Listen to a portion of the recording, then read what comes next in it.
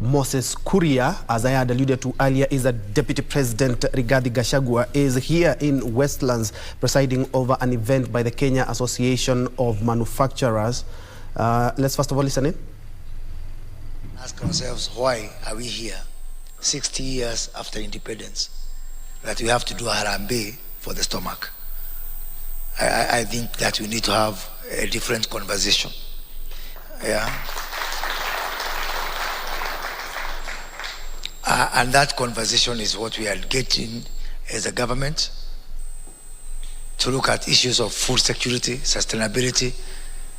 And we are, I think we need to have a balance in this country. I'm very religious, by the way, and I'm a devout Catholic and a former altar boy. But we need to balance between religion and reality. So this too much dependence on kneeling down and saying a prayer to pray for rain has to be balanced also with doing something,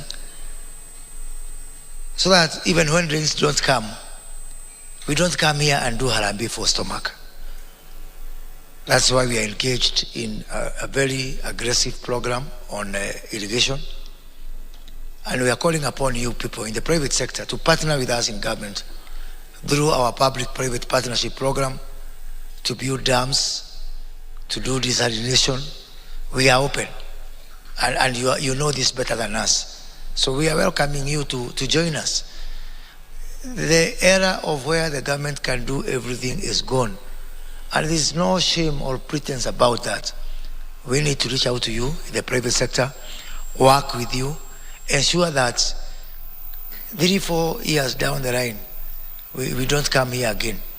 And I want to assure you that the government of the President William Ruto and Deputy President Rigathi Gachagua is very much committed to ensure that we have food security and food reliability, so that you can be able to feed our people whether there is rain or there is no rain. When God listens to us, or when sometimes he gets busy and he decides to listen to Uganda more than he listens to us, which is what is happening now. Our neighbors, Uganda, for example, if you look at the percentage of arable land in Uganda, for example, every inch of Uganda is arable. Yet, we are really a desert country. We are largely a desert country. So we cannot gamble with a little percentage of arable land that we have, because we still have large sections of this country which are not completely arable. We have to do everything to maximize production from the percentage that is arable. And even the one that is not arable, we are not saying it's useless. So again, the era of useless Kenya and useful Kenya ended with the sessional paper number 1 of 1965. The Kenya of today, every piece is arable, and that's why Rebecca is here as our CS for arid and semi-arid, because even her, she'll be at the forefront of ensuring that she's contributing to this kitchen, to the Kenyan kitchen, through livestock and such other things.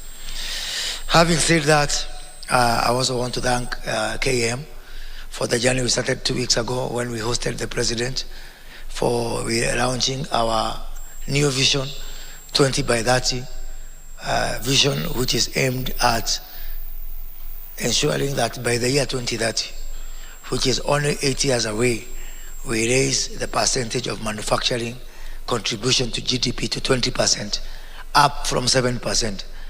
And this we have to do. I've told Raju and the board and everyone that manufacturing is your business, but it's our business as government also. So I intend, starting from this week, Raju, from next week, every week, I am going to have a meeting with each of your 14 sectors, so that you can be able to look at, so that by mid-January, we will cover all sectors, a deep dive, not just a meeting, not just a breakfast. Yeah? We do a deep dive for pharmaceuticals, for agro-processing, for leather, for all these things, a proper deep dive to ensure how can we be competitive in all our sectors. I don't know where this, how did we end up here when we start complaining that we are getting imports from Uganda, which are finishing our farmers. We are used when we were growing up to Uganda complaining about Kenya. Now we are even complaining about Tanzania. We have to stop this culture of complaining and really look down at our competitiveness. If you are not competitive, been the trade CS Moses Kuria there, I believe in his first press conference or event since he took over office yesterday, and he said that he was a former altar boy and actually quoted the Bible talking about faith without action, and said that the issue of praying for rains and without doing anything has just come to an end. That's a drought mitigation exercise organized by the Kenya Association of Manufacturers there, and is being graced by Deputy President Rigathi Gachagua. As soon as he starts his speech, we will be crossing over there for more.